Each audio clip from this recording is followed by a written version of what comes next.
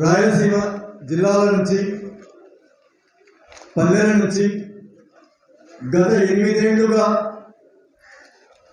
సిద్ధేశ్వరానికి తరలి వస్తున్న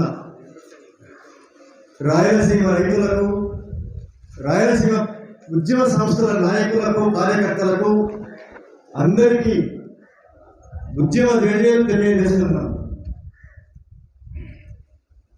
గత 8 ఏళ్లుగా మనం చేసిన రాయలసీమ ఉద్యమం లేదా 10 ఏళ్లుగా మనం చేసిన రాయలసీమ ఉద్యమం ఈరోజు ఒక ప్రత్యేకమైన దశకు చేరుకున్నది మనం గుర్తించవలసిన అవసరం ఉంది. ఈ 10 ఏళ్ల పాటు అంటే ఉమ్మడి ఆంధ్రప్రదేశ్ నుంచి తెలంగాణ వేరైపోయి ఇప్పుడు ఉన్న ఆంధ్రప్రదేశ్ కొనసాగుతూ ఉన్న ఈ 10 ఏళ్లలో చాలా ముఖ్యమైన మార్పులు జరిగాయి. ఆ ముఖ్యమైన మార్పుల మొత్తంలో నుంచి ఈరోజు రాయలసీమ ఉద్యమాన్ని మనం అర్థం చేసుకోవాల్సిన అవసరం ఉంది. 10 ఏళ్ల పాటు 2 ప్రధాన రాజకీయ పార్టీలు చెరి 5 ఏళ్ల పాటు రాష్ట్రాన్ని పరిపాలించారు. చాలా విచిత్రంగా వీళ్ళిద్దరూ రాయలసీమ వాళ్ళు. వీళ్ళిద్దరినీ బంపర్ మెజార్టీతో గెలిపించారు. రాష్ట్రం విడిపోయిన తర్వాత నిజానికి ఉమ్మడి రాష్ట్రం విడిపోయే నాటికి తెలుగుదేశం పార్టీ ఉనికిలో ఉంటుందా అన్న ప్రశ్న వచ్చింది. ఎందువల్ల అంటే ఆ రోజు ఆయన తీసుకున్న వైఖరి, తెలంగాణ ఉద్యమ కాలంలో ఆయన తీసుకున్న వైఖరి అటు తెలంగాణలో ముఖం చెల్లలేదు, ఇటు ఆంధ్రప్రదేశ్లో ముఖం చెల్లలేదు. అసలు ఆ పార్టీకి భవిష్యత్తు ఉంటుందా అన్నటువంటి పరిస్థితి వచ్చింది. రాష్ట్రం వేరైపోయింది. ఆంధ్రప్రదేశ్లో అట్లాంటి అధిగతి లేని పార్టీని రాయలసీమ ప్రజలు, మొత్తంగా ఆంధ్రప్రదేశ్ ప్రజలు అధికారంలోకి తీసుకుని వచ్చారు. 5 ఏళ్ల పాటు పరిపాలన చేశారు. నవ్యాంధ్ర అని చెప్పాడు, అమరావతి అని చెప్పాడు, స్వర్గానికి తెచ్చుతా అని చెప్పాడు. అన్ని మాటలు చెప్పి ఆయన తెరమరుగు అయ్యాడు. ఆయనను తెరమరుగు చేస్తూ ఆయన కంటే బంపర్ మెజారిటీ ఇచ్చి రాయలసీమ ప్రతినిధి అని, రాయలసీమకు మేలు చేస్తాడు అని, రాయలసీమలో బలమైన సామాజిక వర్గానికి ఆయన నాయకుడు అని అనుకుంటున్న జగన్మోహన్ రెడ్డిని అధికారంలోకి తీసుకుని వచ్చారు. రాయలసీమలోని పార్లమెంటు నియోజకవర్గాలు, అసెంబ్లీ నియోజకవర్గాలు మొత్తము కట్టబెట్టారు. ఆయన 5 ఏళ్లు పరిపాలించాడు. కాబట్టి ఇప్పుడు ఈ సందర్భంలో మనం ఈ 2 రాజకీయ పార్టీలను నాకు రాయలసీమ గురించి మాట్లాడడానికి, అభివృద్ధి చేయడానికి అవకాశం ఎవరు ఇవ్వలేదు అని చెప్పడానికి వెళ్ళలేదు. వంతుల వారీగా చెరి 5 ఏళ్ల పాటు పరిపాలించారు. మళ్ళీ ఇప్పుడు చంద్రబాబు నాయుడు గారు వచ్చారు. చరిత్రలో కనీ విని ఎరగని మెజార్టీతో వచ్చాను అని ఆయన చెప్పుకుంటూ ఉన్నాడు. లెక్కలు అట్లా కనిపిస్తూ ఉన్నాయి. ఇప్పుడు మనం చాలా ముఖ్యమైన ప్రశ్నలు వేయవలసిన అవసరం ఉంది. రాయలసీమ సమాజం చుట్టూ చాలా సమస్యలు ఉండవచ్చు, చాలా ప్రశ్నలు మన చుట్టూ ఉండవచ్చు. కానీ ప్రభుత్వాన్ని నిలదీయవలసిన, గతంలో 5 ఏళ్లు పరిపాలించావు, నిన్ను ఈడ్చవతల పారేశారు. ఆ తర్వాత జగన్మోహన్ రెడ్డి వచ్చాడు, ఆయన్ను ఈడ్చవతల పారేశారు. మళ్ళీ ఇప్పుడు నీకు అధికారం ఇచ్చారు. నీవు ఇప్పుడు ఏం చేయబోతున్నావు? నీవు రాయలసీమ పట్ల నీకు నిజాయితీ ఉంటే, రాయలసీమ ఎందుకంటే ఆయన చెప్పాడు, నేను మారిన మనిషిని, ప్రజల మనిషిని, చాలా ఉదాత్తమైన మాటలు చాలా మాట్లాడుతున్నాడు. ఈ 4 రోజులలోనే ఆయన ఇంత ఉదాత్తమైన మాటలు మాట్లాడుతున్న చంద్రబాబు నాయుడు, నీవు నిజంగానే రాయలసీమకు ఇప్పుడైనా ఏమైనా చేస్తావా? అసలు నీకు మనసు అనేది ఉంటే, అంత దృష్టి ఉంటే, నీకు గతంలో నీవు పరిపాలించిన కాలంలో రాయలసీమకు ఏం చేశావు, రాయలసీమకు ఏం మేలు చేశావు, రాయలసీమకు ఏమి వంచన చేశావు అనే విషయాన్ని నీవు ఒకసారి వెనక్కి తిరిగి పరిశీలించుకోవాల్సిన అవసరం ఉంది అని ఆయన ప్రశ్నిస్తూ, పోనీ ఇప్పుడైనా సరే, ఇప్పుడు మళ్ళీ 5 ఏళ్ల పాటు పరిపాలన ఉంది, ఈ 5 ఏళ్లలోనైనా సరే నీవేమన్నా రాయలసీమ చేయడానికి అవకాశం ఉందా? మీరు గమనించి ఉంటారు మిత్రులారా, అమరావతిలో పనులప్పుడే మొదలవుతూ ఉన్నాయి. అమరావతిలోని పొదలను తొలగిస్తూ ఉన్నారు. అమరావతికి పూర్వవైభవాన్ని తెస్తామంటున్నారు. అమరావతిని ఆంధ్రప్రదేశ్కు రాజధాని చేస్తామంటున్నారు. అంటే ప్రభుత్వాలు అనుకుంటే, గెలిచిన వాళ్ళు అనుకుంటే ప్రమాణ స్వీకారం కూడా చేయనక్కర్లేదు, అధికారాన్ని చేపట్టనక్కర్లేదు. మనసులో అనుకుంటే చాలు, పెత్తనం వస్తే చాలు, పనులు మొదలు పెట్టేస్తారు, క్షణాల్లో చేస్తారు. ఇదే ముఖ్యమంత్రి, ఇప్పుడు కాబోయే ముఖ్యమంత్రి ఏడాది లోపల పట్టిసీమను నిర్మించి చరిత్రలోని ఒక నీటిపారుదల ప్రాజెక్టును ఏడాదిలో నిర్మించిన ఘన చరిత్రను సొంతం చేసుకున్న ముఖ్యమంత్రి. అంటే వాళ్ళు అనుకుంటే, వాళ్ళు తలుచుకుంటే ఏవైనా రోజులలో, వారాలలో, సంవత్సరాలలో అద్భుతాలు చేయగలుగుతారు. కానీ ఆయన గత 5 ఏళ్లలో ఏమీ చేయలేదు. ఆ తర్వాత వచ్చిన ఆయన కూడా ఏమీ చేయలేదు. ఇప్పుడైనా నువ్వు చేస్తావా లేదా అని అడగవలసినటువంటి అవసరం ఉంది. అమరావతి గురించి ఎంత ఆదుర్దాగా పనిచేస్తున్నావు కదా. అమరావతి రాజధాని విషయంలో ఆ రోజు ఆంధ్రప్రదేశ్లో, ముఖ్యంగా రాయలసీమలో చాలా విమర్శలు వచ్చాయి. రాయలసీమలో ఆ రోజు అడిగింది ఏమిటా అంటే, శ్రీబాగ్ ఒప్పందం ప్రకారంగా ఈ రోజు ఉన్నటువంటి ఆంధ్రప్రదేశ్కు కర్నూలు రాజధాని కావాలి అని చెప్పారు. కర్నూలు రాజధాని కావాలి అని రాయలసీమ ప్రజలు ఆందోళన చేస్తూ ఉంటే, ఈ మాట వినకుండా, ఈ మాటను చర్చించకుండా, ఖాతరు చేయకుండా అమరావతిలో రాజధాని తీసుకెళ్తానని చెప్పాడు. దానికి వంత పాడాడు జగన్మోహన్ రెడ్డి గారు. ఆయన 5 ఏళ్ళు పరిపాలించాడు, ఈయన 5 ఏళ్ళు పరిపాలించాడు. ఈయన ప్రయోజనం కోసం, ఈయన కుల ప్రయోజనం కోసం, ఈయన రియల్ ఎస్టేట్ వ్యాపారం కోసం, ఈయన కార్పొరేట్ వ్యాపారం కోసం అమరావతిని కాదని 3 రాజధానులు అని చెప్పాడు. కర్నూలు న్యాయ రాజధాని అని చెప్పాడు. ఆయన వెళ్ళిపోయాడు. మళ్ళీ ఈయన వచ్చాడు. మళ్ళీ ఆయన కలల రాజధాని ఏదైతే ఉందో, ఆయన సింగపూర్ స్వప్నం ఏదైతే ఉందో, ఆ నమూనాను తీసుకుని వచ్చి మళ్ళీ ఆయన ఈరోజు అమరావతిలో పనులు ప్రారంభించాడు. అమరావతిలో పనులు ప్రారంభించిన మంచి చెడ్డల గురించి మళ్ళీ మాట్లాడదాం మనం. ఇంత ఆదుర్ద నీకు, ఇంత వేగము నీకు రాయలసీమ ప్రాంతాల విషయంలో ఉంటుందా అని మనం ఈరోజు చంద్రబాబు నాయుడు అడగాల్సిన అవసరం ఉంది. ఇదే చంద్రబాబు నాయుడు అసెంబ్లీలో, ఇదే చంద్రబాబు నాయుడు తాను ముఖ్యమంత్రిగా ఉన్నప్పుడు అసెంబ్లీలో రాయలసీమలోని అప్పటి ఉమ్మడి 4 జిల్లాలకు ఏమేమి అభివృద్ధి పనులు చేస్తారో ఆయన వాగ్దానం చేశాడు. ఆ వాగ్దానాలు ఆయన మర్చిపోయాడు. అధికారంలో ఉన్నప్పుడే మర్చిపోయాడు. బహుశా ఆ రోజు అసెంబ్లీ సమావేశం నుంచి గేటు దాటగానే మర్చిపోయి ఉంటాడు. ఆ కాగితాలు మన దగ్గర ఉన్నాయి. ఈ పనులు నువ్వు ఇప్పుడైనా చేస్తావా లేదా? ఆ రోజు నువ్వు చేయకపోయినందువల్లనే నీ మెడలు పట్టి బయటికి గెంటి వేశారు ప్రజలు.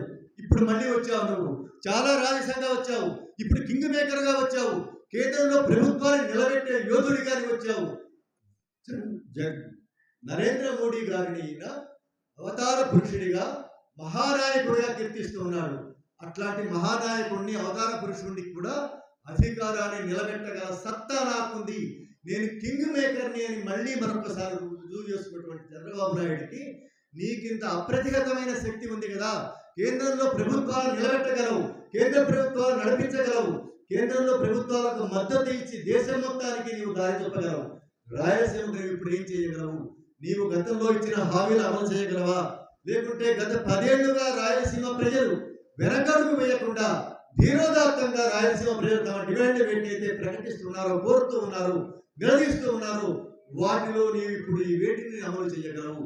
అమరావతి పనులు ఎంత త్వరగా చేయడానికి సిద్ధమయ్యాయో అట్లాగే నువ్వు సిద్ధేశ్వరం పని పూర్తి చేయగలవా?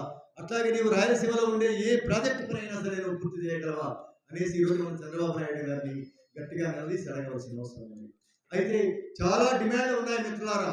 ఎందువల్ల అంటే రాయలసీమ 100 ఏళ్లుగా ఒక శబ్దభూమిగా ఉన్నందువల్ల, ఏ సమస్య పరిష్కారం కాకపోవడం వల్ల, ఏ రంగంలో కూడా ప్రజానుకూల విషయాలు లేకపోవడం వల్ల, అన్ని రంగాలలో దగాబడి ఉన్నందువల్ల అన్ని చోట్ల కొన్ని డజన్ల, పదుల, వందల డిమాండ్లు ఈరోజు రాయలసీమ సమాజం ముందు ఉన్నాయి. అయితే వీటన్నింటినీ పెట్టడంతో పాటుగా వీటన్ని మనం అడగవలసిందే, నిలదీయవలసిందే. అయితే చాలా నిర్దిష్టంగా చంద్రబాబు నాయుడు గారిని ఇరకాటాన పెట్టి నీవి చేస్తావా చస్తావా అని అడిగే ఖచ్చితమైన డిమాండ్ 2, 3, 4 ప్రధానంగా ముందు భాగాన పెట్టి ఆయన ప్రభుత్వాన్ని మనం అడగవలసిన అవసరం ఉంది. ఈ విషయం మనం గతంలో కూడా అడిగాం, పట్టించుకోలేదు. ఆ తర్వాత వచ్చిన రెడ్డి గారిని కూడా అడిగాం, ఆయన పట్టించుకోలేదు. ఇప్పుడైనా సరే మనకు 10 ఏళ్ల ఉద్యమ పరిణతి ఉంది మిత్రులారా. రాయలసీమ ప్రజలకు ఇప్పుడు కనీసం గతంలో ఉద్యమాల అనుభవాలు పక్కన పెట్టి 10 ఏళ్ల పాటు నిలకడగా, స్థిమితంగా 2 ప్రధాన రాజకీయ పార్టీలను నిలదీస్తూ లొంగిపోకుండా, బలహీనపడకుండా పోరాడిన అనుభవం రాయలసీమ ప్రజలు ఇప్పుడు సంతరించుకున్నారు. కాబట్టి రాయలసీమ ఉద్యమం ఈరోజు చాలా పరిణతి పొందిన, అవగాహన ఉన్న, స్పష్టత ఉన్న రాయలసీమ ఉద్యమం ఇది.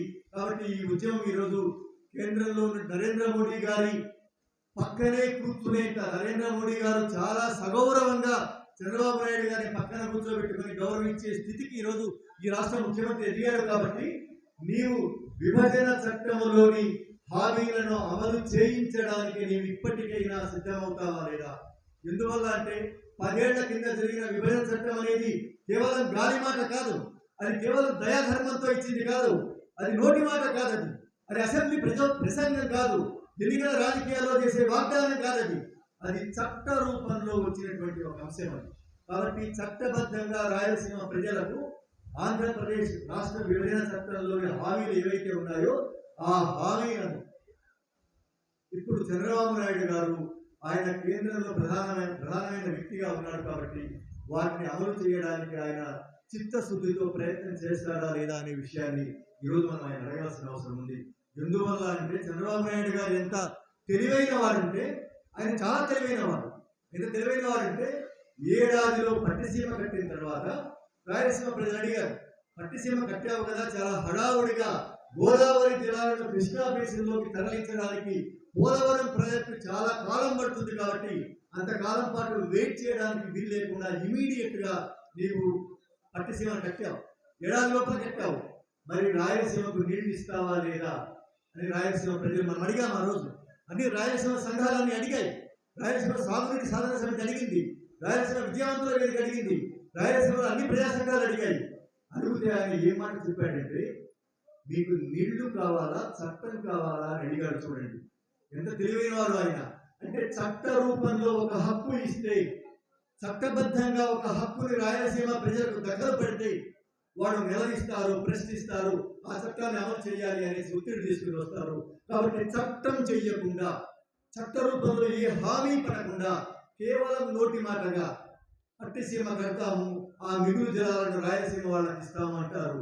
ఈ రోజు ఇవ్వవచ్చు, రేపు ఆపేయవచ్చు, మళ్ళీ ఇవ్వవచ్చు, ఆ తర్వాత ఆపేయవచ్చు. వాడి దయాధర్మం మీద బతికే పరిస్థితి.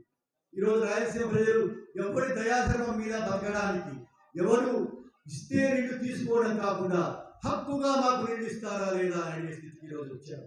కాబట్టి రాయలసీమ ప్రజలకు ఒక హక్కుల దృక్పథం ఏర్పడింది. ఈరోజు ఈ హక్కుల దృక్పథం మొత్తం రాయలసీమలోని ప్రాంతాలు మొత్తానికి ప్రతి ఎకరాకు సాగునీరు అందాల్సిన అవసరం ఉంది. ఈరోజు మన డిమాండ్ ఏమిటంటే అన్ని రంగాల్లో మనకు చాలా డిమాండ్లు ఉన్నాయి, కానీ అతి ప్రధానమైన డిమాండ్ వ్యవసాయ రంగానికి, రైతాంగానికి సంబంధించిన డిమాండ్ ఏమిటి అంటే రాయలసీమలోని ప్రతి ఎకరాకు ఒక్క పంటకు సాగునీరు ఇస్తావా చస్తావా అన్నటువంటి మనం డిమాండ్ చేయవలసినటువంటి అవసరం ఉంది. ఆ డిమాండ్ చేయడానికి అవసరమైనటువంటి ప్రధానమైన అంశాలు అన్ని విభజన చట్టంలో ఉన్నాయి. కాబట్టి విభజన చట్టం అమలు చేయడము అనే దాన్ని కేంద్ర కర్తవ్యంగా, కేంద్ర డిమాండ్గా పెట్టి, ఎందువల్ల అంటే చట్ట రూపంలో ఉంది, రాజ్యాంగ ఆదేశం అది. ఈ రాజ్యాంగ ఆదేశాన్ని కేంద్రంలోని నరేంద్ర మోడీ గారు పాటించి తీరాలి, రాష్ట్రంలోని చంద్రబాబు నాయుడు గారు పాటించాలి. 10 ఏళ్ల పాటు పాటించలేదు. కనీసం విభజన చట్టం ప్రస్తావన లేకుండా 10 ఏళ్ల పాటు 2 ప్రభుత్వాలు చలామణి అయిపోయాయి. చూడండి మిత్రులారా, ఒక రాజ్యాంగ ఆదేశం ఉంది, ఈ రాజ్యాంగ ఆదేశంలోని విషయాలను నోటి మాటగా కూడా ప్రస్తావించకుండా 10 ఏళ్ల పాటు 2 పార్టీలు అధికారాన్ని చెలాయించాయి.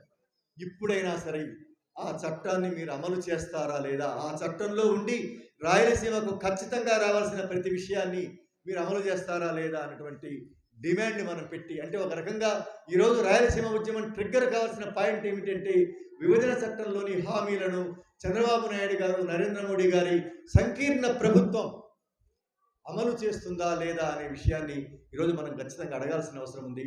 ఈరోజు 8వ సిద్ధేశ్వరం వార్షికోత్సవం మనం చేస్తున్న ఆదేశం ఏమిటంటే, మనకిస్తున్న నిర్దేశం ఏమిటి అంటే విభజన చట్టాన్ని అమలు చేసుకోవడానికి ఈ రాయలసీమ ప్రజలు సమాయత్తమవుతారా లేదా, సమాయత్తమయ్యి ప్రభుత్వాల మెడలు ఉంచి వాటిని సాధించడానికి ముందుకు వస్తారా లేదా అనేది ఈరోజు మన ముందున్నటువంటి ఒక ప్రధానమైన కర్తవ్యం. దాన్ని మనం స్వీకరిద్దాం. దాన్ని స్వీకరించి ఇక్కడి నుంచి రాయలసీమ జిల్లాల్లోకి వెళ్ళిపోయి ప్రజాప్రతినిధులందరినీ నిర్దిష్టంగా ఈ సమస్య మీద మీరు ఏమి హామీ పడతారు అని మనం అడిగి ఆ దిశగా ప్రభుత్వాల నుంచి మనం వీటిని సాధించుకోవడానికి ప్రయత్నం చేయాలి. తప్పనిసరిగా 9వ వార్షికోత్సవానికి వచ్చే నాటికి 2 పనులు జరిగి తీరుతాయి. బహుశా చంద్రబాబు నాయుడు గారు ఆయన ప్రజల మనిషి కాదు, ఆయన రాయలసీమ మనిషి కాదని పురువైనా కావాలి, లేదా ఆయన రాయలసీమ మనిషే అయితే విభజన చట్టంలోని హామీలను అమలు చేయడానికి వేగంగా ఆయన అడుగులు వేసినట్టయినా సరే 9వ వార్షికోత్సవాన్ని మనం ఇక్కడికి వస్తాం.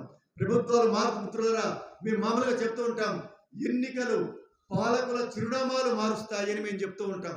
ఎందుకు అంటే పాలకులు ఈరోజు అధికారంలో ఒక పార్టీ ఉంటుంది, అధికార పక్షంగా ఉంటుంది, రేపు మరొకటి ప్రతిపక్షంగా ఉంటుంది. చూసాం మనం 10 ఏళ్ల పాటు. ఇప్పుడు మళ్ళీ ఆయన చిరునామా మారింది. ఈరోజు ఆయన అధికార పక్షంలోకి వచ్చారు. వాళ్ళ చిరునామాలు మారుతూ ఉంటాయి, కానీ రాయలసీమ ప్రజలు సిద్ధేశ్వరానికి రావడం మాత్రం ఆపరు. ఎందుకంటే రాయలసీమ ఒక విముక్త రాయలసీమ అయ్యేంత వరకు, రాయలసీమ ఒక స్వేచ్ఛ రాయలసీమ అయ్యేంత వరకు, రాయలసీమ ఒక బంధనాలు లేనటువంటి రాయలసీమ అయ్యేంత వరకు, అది ఒక నిజమైనటువంటి సమతా రాయలసీమ అయ్యేంత వరకు రాయలసీమ రైతులందరూ సిద్ధేశ్వరానికి వస్తూనే ఉంటారు. 9వ వార్షికోత్సవానికి వచ్చే నాటికి మనం ఏ విజయాలు సాధించాలి, మనం విజయాలైనా సాధించాలి. చంద్రబాబు నాయుడు గారు గతంలో ఎలాంటి చంద్రబాబు నాయుడు గారు, అట్లాంటి చంద్రబాబు నాయుడు గారి, నరేంద్ర మోడీ గారి సహచర్యంతో మరింత భ్రష్టి పట్టినటువంటి చంద్రబాబు నాయుడు గారు ఆయన మిగిలిపోయారు అనే విషయాన్నైనా సరే మనం 9వ వార్షికోత్సవం దగ్గరికి వచ్చి మనం ప్రకటించవలసిన అవసరం ఉంది. ఆ ప్రకటించాలి అంటే మనం గ్రామ స్థాయిలో బలమైన ఉద్యమాలు నిర్మించాలి. ఆ ఉద్యమాలకు మనం ఇక్కడ అప్రార్థన చేయాలని కోరుకుంటూ ముగిస్తున్నాం.